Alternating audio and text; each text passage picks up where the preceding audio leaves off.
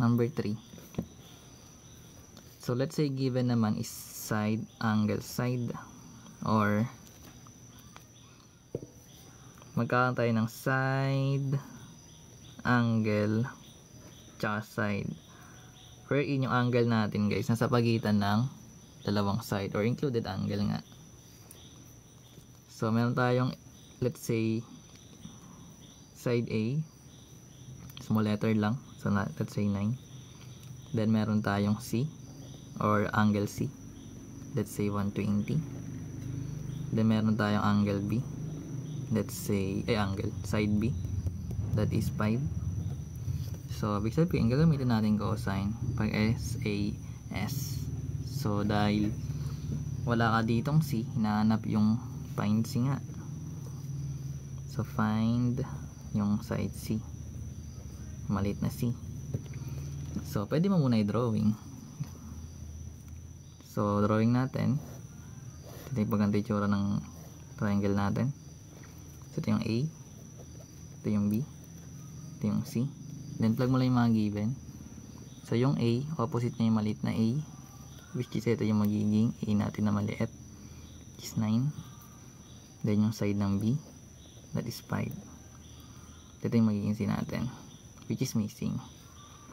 Pero given yung angle C natin, which is 120. So pag sinabi natin included side, ay included angle, nasa pagitan yung dalawang side. So ayun na. Kapag SAS guys, cosine na gagamitin. So dahil nahanap yung C, bali magkakaroon ka dyan ng C squared. So ano ba? Sa AB, di ba sa ABC natin, sabihin ito A squared tsaka B squared minus 2.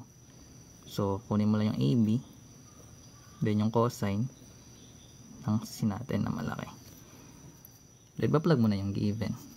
So basically meron tayong C doon, which is unknown pa rin, pero meron tayong value ng A, which is 9, then naka squared, then yung B natin is 5, so naka squared din siya. Then negative 2, yung A natin is 9, then yung B natin is 5, then yung cosine natin, that is 120. Then ayun, simplify. So ano ba yung 9 squared? That is 81. Ano ba yung 5 squared? That is 25.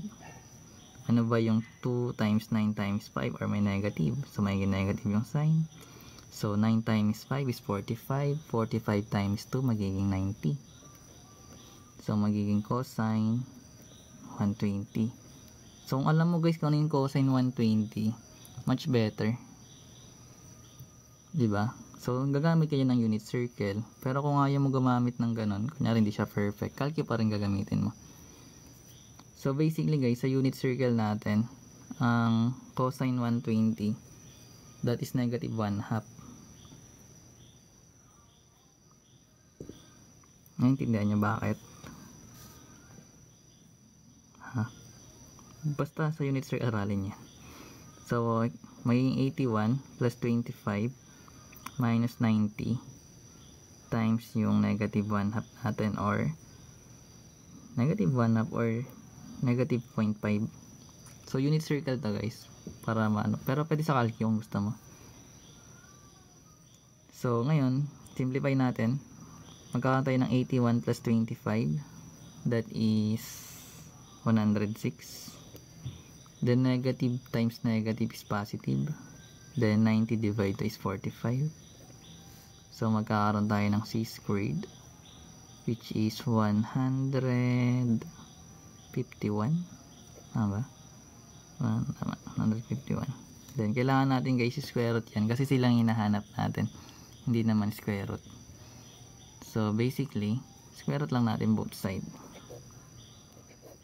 So may eliminate na yung squared, mukha natin yung C. So kung kaya mo siya i-prime factors, pero kung wala na, copy mo lang. Kung gusto mo i-decimal, calculate mo pa rin. Ganun naman yung ginagawa. So ganyan yan guys, no? Sa side angle side.